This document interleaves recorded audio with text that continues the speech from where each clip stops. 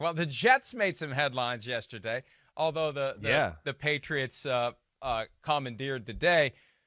A couple of guys joining the Jets day one, big contracts. Receiver Corey Davis from the Titans, a top 5 pick 4 years ago. No option picked up in Tennessee for Davis. He becomes a member of the Jets in anticipation of whatever they do at quarterback. Right. Whether they stand pat with Sam Darnold or go after your guy, Zach Wilson. And then one of the top edge rushers in a class that had plenty of edge rushers. Plenty of them did deals yesterday. Carl Lawson makes the jump from Cincinnati to New York on a deal that pays $45 million over 3 years. And the sneaky Jarrad Davis signing. Yeah. Watch for Jarrad Davis. There was a belief throughout the league that the Lions never used him right. He was a first-round pick in 2017, 19th overall, 1 year, $7 million deal.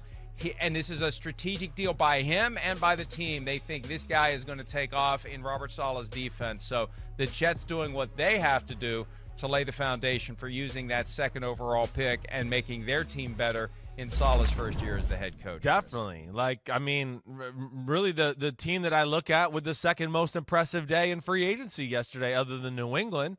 And they made sense as far as what it does to their football team. You know, first off, like you talk about Corey Davis, Michael LaFleur came from the 49ers. Kendrick Bourne was that guy for him. Now they got Corey Davis. He can run all those routes and do everything we kind of just talked about, you know, with him up in New England. So that fits within what they're going to do. You know, yeah, enough speed to scare you deep, but really awesome at everything else too. Great route runner, can go over the middle. You know, we saw him explode onto the scene last year. You know, but a similar stat line a little bit, Mike, to the guy like Nelson Aguilar you're talking about too. Got a little of everything. So that makes sense for the Michael LaFleur Shanahan system. You know, got even a Pat Elflein for the interior part of the O-line because they're going to run the Shanahan run system. So you need good athletes there. Elflein can kind of do that. But then you talk about the defense, Mike, and, you know, Jarrad Davis, like you said, he was a guy I talked about on my podcast last week as being that guy where I went, like, he could be the guy who signs for bigger money and everybody goes, wait, what? How? Who is he? What? How did that happen? Yeah, it was a one-year prove-it deal. But he's going to be their Fred Warner, right? Or that Bobby Wagner presence. And he's a freak of nature. He was used the wrong way up in Detroit. I mean, he really is. I would be shocked if he doesn't thrive in that system where he gets to fly around and be like Robert Saleh. And then they need their pass rusher. We know what the 49ers did with their pass rushers in Saleh 2 years ago. And Lawson, has had a little bit of an injury history, but, man, he's a rocket. He's a ball of muscle off the edge, and he can get after the quarterback. So good players, system fit, smart buying by the Jets and Joe Douglas to start free agency. It really was. Best edge rusher they've had since John Abraham. Muhammad Wilkerson had some sack numbers from the interior position, 2013, 2015, double-digit years for him.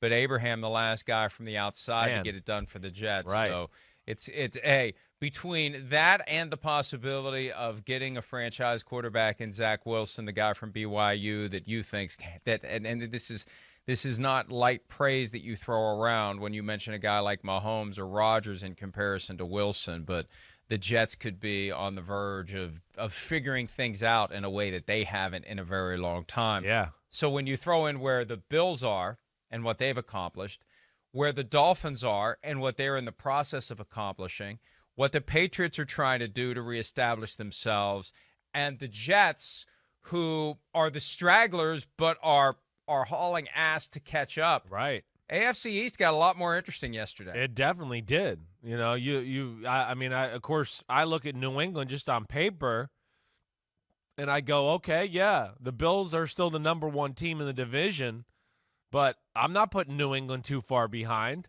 I'm not. You know, and, of course, the Dolphins right there, too. Now, they didn't make a ton of moves or do anything like that yesterday. They're kind of trying to figure out their next moves, it seems like. But, wow. And, yeah, the Jets are, it seems like, on the right path. Hey, we love the head coach hiring. You know, I think we're both believers in Joe Douglas and what he can do there. We'll see how he does with all these picks in the draft and the quarterback situation and all that. But, yeah, on the up and up, certainly. But, you know, if I'm the Bills or the Dolphins, I perked up yesterday. One, yeah, the Jets look better, but, ooh, the Patriots got some really good players, spent some money, and changed around their football team, too, to where it's going to be a lot more competition at the top of that division. Hi, I'm Mike Tirico, and thanks for watching. Make sure to hit subscribe for the latest news and highlights from NBC Sports.